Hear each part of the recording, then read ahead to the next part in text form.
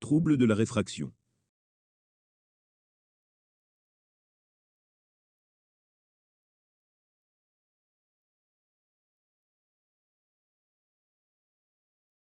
La myopie, mot d'origine grecque, myopia, est un trouble de la vision où la personne voit les objets plus flous avec leur éloignement, car l'œil est trop long et les rayons lumineux se rencontrent devant la rétine. À peu près 26% de la population mondiale est myope. Génétique, la taille de l'œil étant manifestement génétiquement déterminée, la plupart des chercheurs pensent que la myopie est héréditaire avec parfois saut d'une génération voire une mutation. Le gène codant pour la taille de l'œil serait situé sur le chromosome 5. Certaines études suggèrent que la myopie pourrait être héréditaire jusqu'à 89%. Cause, la myopie associe très probablement un terrain génétique avec des facteurs environnementaux.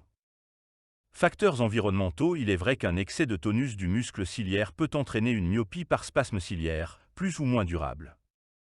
De même, l'indice de réfraction du cristallin peut être modifié par une forte exposition à la chaleur, opacité cristallinienne des souffleurs de verre. Ainsi, une seconde théorie attribue la myopie à des facteurs environnementaux. Elle soutient qu'un travail de près soutenu renforce les muscles ciliaires qui assurent l'accommodation et diminuerait ainsi la courbure cristallinienne, ce qui augmente son pouvoir réfringent. D'une façon durable, le manque de lumière naturelle pourrait être un facteur. Un neurotransmetteur produit dans la rétine sous l'effet de la lumière, la dopamine, éviterait en effet la croissance excessive de l'œil pendant l'enfance. Risques et complications. Une myopie forte peut se compliquer car elle traduit un grand œil, longueur axiale de l'œil supérieure à 25 mm, et par conséquent une rétine distendue, amincie, mal irriguée et susceptible de se déchirer et de causer un décollement de rétine. Le myope se plaint souvent de mouches ou corps flottants qui se déplacent lors des mouvements oculaires. Ces myodésopsies sont liées à la liquéfaction du corps vitré, plus précoce chez le myope, et sont sans gravité lorsqu'ils ne traduisent pas une déchirure rétinienne. Un examen de la périphérie rétinienne est nécessaire. Il n'y a pas lieu de s'inquiéter devant la perception de corps flottants, de mouches volantes, de filaments, mais leur apparition nécessite un examen approfondi de la rétine. L'atteinte de la macula, centre de la rétine, est rare mais grave car l'acuité visuelle peut s'effondrer. Elle se révèle par une déformation des objets et surtout de leurs bords.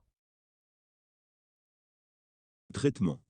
Le port des lunettes de vue ou de lentilles de contact ne guérit pas la myopie, c'est-à-dire du besoin de lunettes.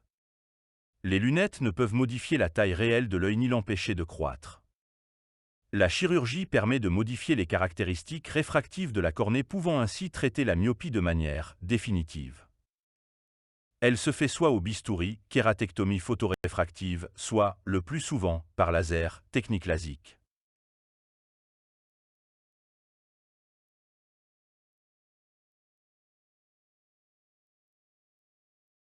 État d'un œil dans lequel les rayons parallèles vont converger, au repos, en arrière de la rétine. L'hypermétropie est induite par une longueur axiale insuffisante, la distance entre la cornée et la rétine est trop courte par rapport à la distance de focalisation du couple cornée-cristallin. L'image d'un objet éloigné est défocalisée spontanément en arrière de la rétine. L'image perçue au niveau de la rétine est floue. Si l'hypermétropie est modérée, l'accommodation, normalement réservée à la vision de près, peut être mise en jeu afin de refocaliser l'image de l'objet éloigné sur la rétine. Traitement.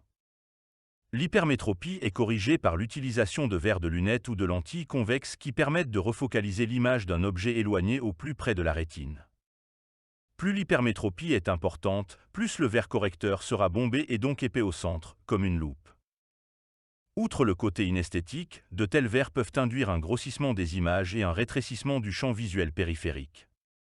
Les lentilles de contact éviteront ces problèmes sous réserve de leur tolérance et de leur acceptation. La chirurgie réfractive cornéenne utilise le laser eximé pour induire un bombement de la partie centrale de la face antérieure de la cornée.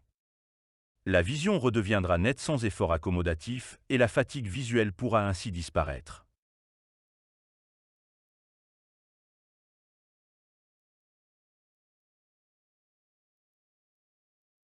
L'astigmatisme est un défaut optique qui se caractérise par une variation de la réfraction selon l'axe considéré. La puissance optique de l'œil varie selon les méridiens. Les méridiens sont des lignes virtuelles qui passent par le centre de la cornée, apex en topographie cornéenne, et sont distribuées sur 360 degrés.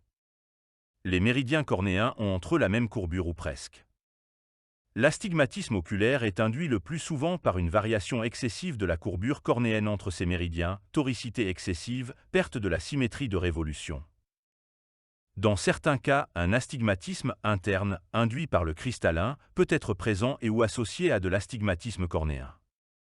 L'image ci-après représente un œil atteint d'astigmatisme cornéen, à droite. La cornée est plus cambrée au niveau des méridiens verticaux qu'horizontaux. Le profil des méridiens de courbure extrême est représenté rouge, méridien le plus cambré ou vert, méridien le plus plat. Le flou visuel induit par l'astigmatisme concerne aussi bien la vision de loin que celle de près. Ainsi, en cas d'astigmatisme, il n'existe pas de distance où la vision est nette. Astigmatisme, le préfixe « a » est privatif, ce qui définit bien l'astigmatisme qui est au sens propre l'absence de stigmatisme quel que soit le plan de recueil de l'image. Différents types d'astigmatisme. En cas d'astigmatisme modéré, la vision est parfois peu perturbée et certaines mimiques comme le plissement forcé des paupières peuvent parfois réduire légèrement l'effet de l'astigmatisme. L'astigmatisme peut s'associer aux autres anomalies de la vision, on parle alors d'astigmatisme myopique ou hypermétropique, ou encore d'astigmatisme mixte, selon les cas. Traitement.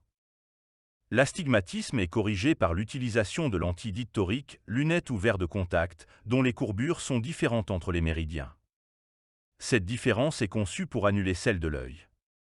Les systèmes destinés à corriger l'astigmatisme reposent sur l'induction d'un astigmatisme opposé qui neutralise l'astigmatisme initial.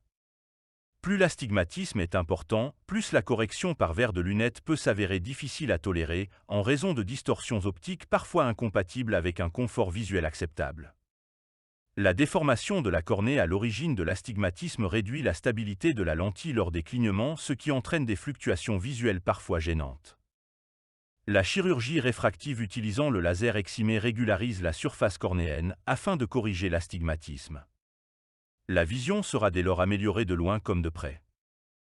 En cas de cataracte et d'astigmatisme cornéen, la pose d'implants toriques doit être envisagée pour permettre aux patients opérés de retrouver une vision nette sans correction en post-opératoire.